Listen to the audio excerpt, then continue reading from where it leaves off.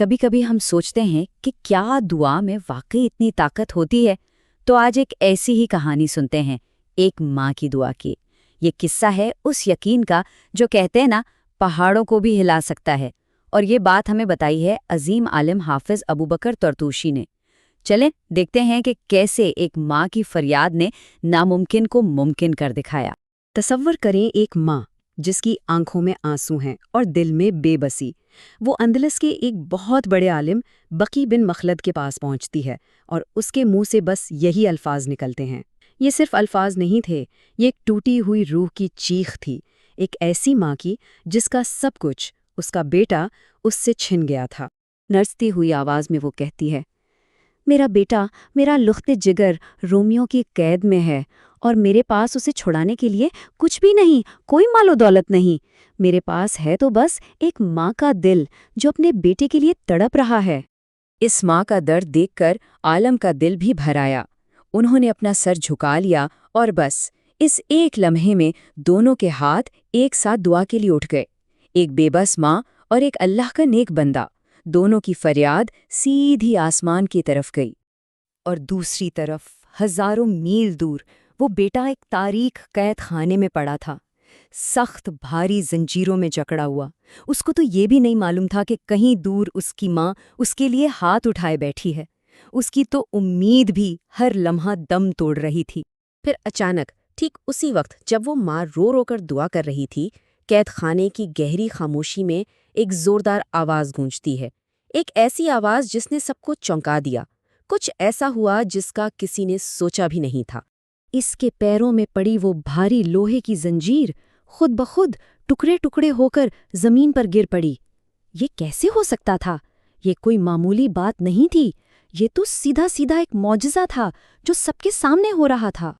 نگران بھاگا بھاگا آیا اور غصے سے چیخا، یہ تم نے کیا؟ تم نے زنجیر توڑی ہے؟ اسے لگا کہ یہ قیدی کی کوئی چال ہے، لیکن اسے کیا معلوم تھا کہ یہ زنجیر کسی انسان نے نہیں بلکہ آسمان پر قبول ہوئی ایک دعا نے توڑی۔ فوراً ایک لوہار کو بلایا گیا، زنجیر کو جوڑا گیا، اس سے پہلے سے بھی زیادہ مضبوط بنایا گیا اور پھر سے اس نوجوان کے پیروں میں ڈال دیا گیا۔ اب تو فرار کا کوئی سوال ہی پیدا نہیں ہوتا تھا۔ مگر ابھی اس نے چند قدم ہی اٹھائے ہوں گے کہ کھٹاک، وہی زنجیر ایک بار پھر ٹوٹ کر گر گئی۔ اب نگرانوں کے چہروں پر غصہ نہیں تھا، اب وہاں حیرت تھی اور شاید تھوڑا خوف بھی۔ اب تو سب کی اسٹیک گم ہو گئی۔ یہ کیا ہو رہا تھا؟ یہ کسی انسان کا کام نہیں ہو سکتا۔ انہوں نے فوراً اپنے بڑے بڑے پادریوں کو بلایا، کیونکہ اب وہ سمجھ گئے تھے کہ معاملہ ان کے ہاتھ سے نکل چکا ہے۔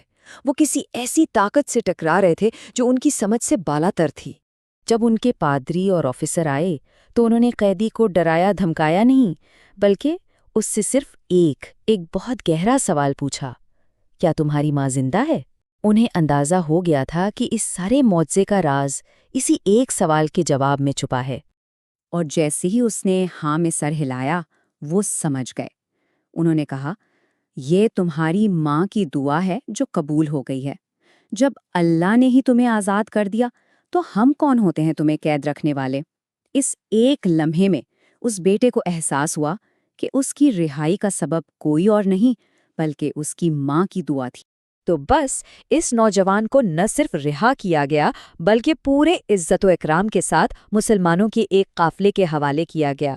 وہ صرف اپنے گھر واپس نہیں جا رہا تھا، وہ ایک نئی زندگی کی طرف جا رہا تھا، ایک ایسی زندگی جو اسے تحفے میں ملی تھی اس کی ماں کی دعا کی بدولت۔ یہ واقعہ ایک سوال پیچھے چھوڑ جاتا ہے کہ کیا واقعی ماں کی دعا سے بڑھ کر بھی کوئی طاقت ہے؟ یہ کہانی اس بات کا ثبوت ہے کہ جب ایک ماں دل کی گہرائیوں سے دعا مانگتی ہے نا، تو وہ دعا سیدھی عرش تک پہنچتی ہے۔